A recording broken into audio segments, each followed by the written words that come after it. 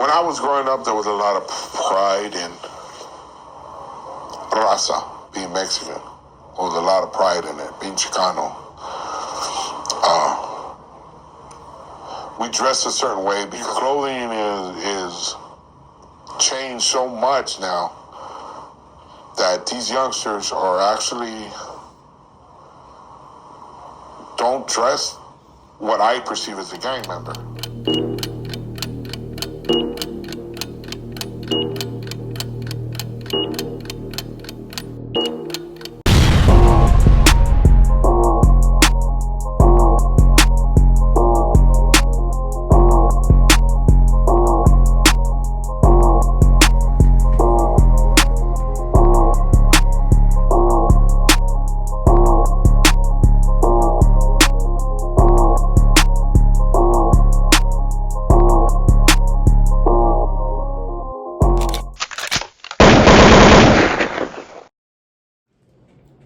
Hey man, you already know what it is, man. John the Hitman. Diesel. Let's go. Straight to it. Subscribe, all that, man. Let's get to 30K, man. Come on. Fuck with a real one. And a real one, someone that's out here taking care of business, right? Anyhow, as you all already know, I went to Tijuana to get my grill worked on. It's gonna take about a year with the work. They're not finished. But anyhow, moving on, right? So as you see on the front, sunny, right? On the thumbnail, right? And the reason why I want to talk about this is because, and the video is about a year old or two, and since then things have changed a lot, especially with the whole transition thing that I've been talking about since I've had my channel, right? So he was talking about how this era, the dress code, they don't look like gangsters, pretty much. That's what he said, right? And I know he wanted to go more into detail, but I feel like he didn't express himself correctly because I know he didn't want to disrespect this era, right? So I know he held back, but I'm not going to hold back. I'm going to tell it how it is, right? So the Chicano culture pride, it's still there. It's always going to be there. We're raza.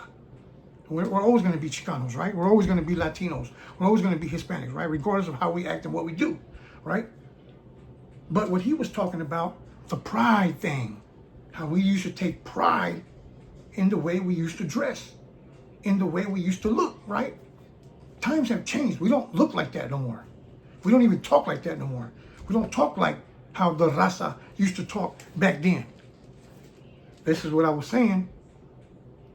Oakland, the raza from Oakland, we were the first ones to transition away from the Chicano culture and from that dress code, right? And when we did it in Oakland, oh man, we got bombarded by hate. Nobody wanted to do music with the raza from Oakland. Nobody wanted to fuck with Oakland. We didn't have any artists at that time anyways, right? San Francisco did though. The few that were around in the Bay Area, we would get talked about. And I remember going to prison in the 90s. Even in CYA. The Southern California raza would discriminate towards this type of behavior, right? Towards this type of get down. Am I right or wrong? Come on, you follow me? See, he knows. That is why he answered. He did that video correctly, and I kind of like the way he addressed it, right? Without throwing jabs, without being disrespectful, right? But I know what he was trying to say, that this era has pushed themselves away from the whole Chicano thing, right? And even, look, you've heard it with your own ears that some of these artists from Los Angeles, when you ask them if they are Chicano rappers, no, they get offended. They don't want to be told that they are Chicano rappers. But unfortunately, my friend, I'm going to break down a list, and I can do that because I'm not from LA. So you can't say that I'm being biased. Somebody that's looking from the outside looking in. That person can tell you what we see from the outside looking in, right?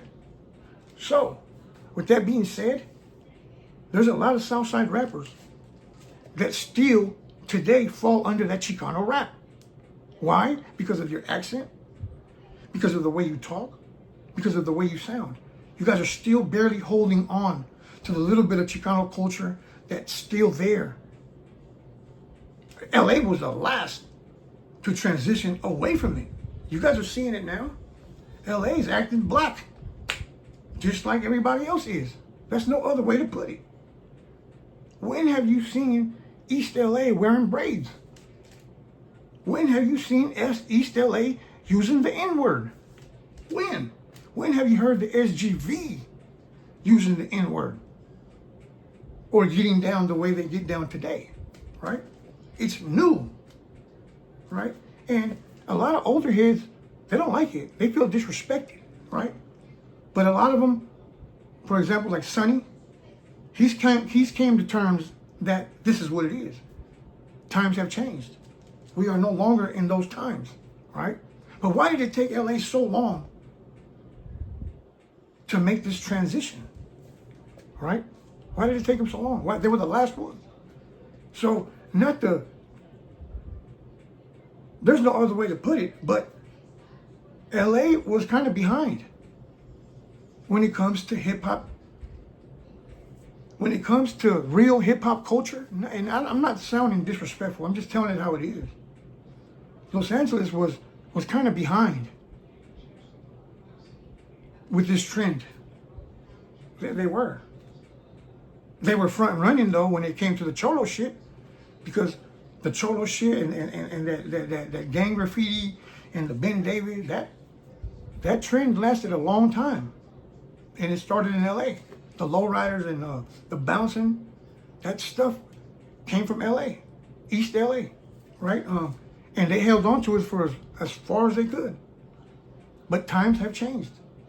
East LA is not the East LA of the 80s or the 90s or even 2000s, right? You still got a few cholos out there, but they're slowly disappearing, right? And mind me, and listen up when I say this, because you're going to remember and you're going to say, man, John Diesel said this shit 10, 15 years ago, right? The system is also changing, because you have this era, this generation are coming up in the system. So slowly it's evolution in prison as well. Slowly but surely things are changing in prison, especially with the attitude and this new style of getting down. A style that we've been had for over 30 years in the Bay Area, right? Because the raza in Oakland, we've been getting down like this for a long time, right? But now it's accepted, right? Because LA's doing it, right? And LA is Latino capital, Mexican capital. We can't argue that. Los Angeles and San Jose, those are like the two main cities where the raza is thick, right? So basically what I'm saying is that Sonny realizes this change, right? He said it himself. Sonny, he sees it too. That these guys don't look like gang members. Not the gang members that we grew up looking at or beefing against. But nevertheless, it's working in LA because the whole city has accepted the evolution. Even the older heads are coming to terms that this is what it is, right? We have to move on. But I wanted to bring that up because I'm not the only one that sees all this, right? But nobody talks about it. I'm not the only one that sees it, right? Other people are seeing this shit too, right? But there's nothing wrong with it, right? Change is change. Evolution is evolution. Shit's gonna change, right? The only thing is that let's be transparent about it. Let's accept it.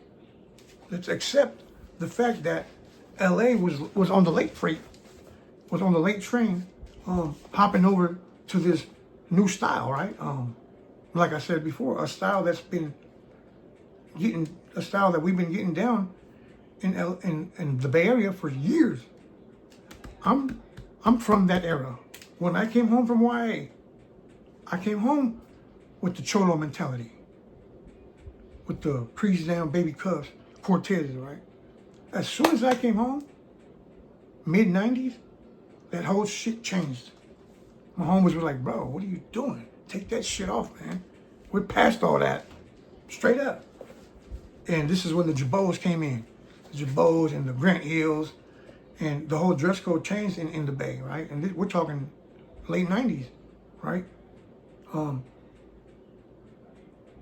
But the fact of the matter is that the raza from up north, including ourselves, we used to get hated on for what's being done in LA today.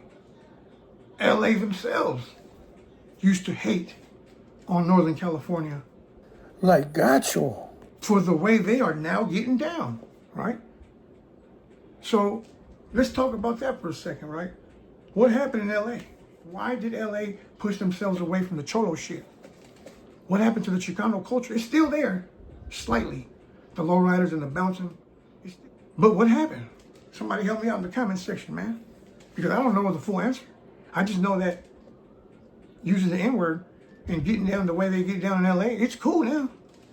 Oh, it's all good now, but it didn't used to be cool. It didn't used to be okay for that. It was frowned upon, right? You couldn't talk like this. You definitely weren't going to talk like this in prison, right? I never did. I respected my OGs. I respected the Southside core when I was in prison, right?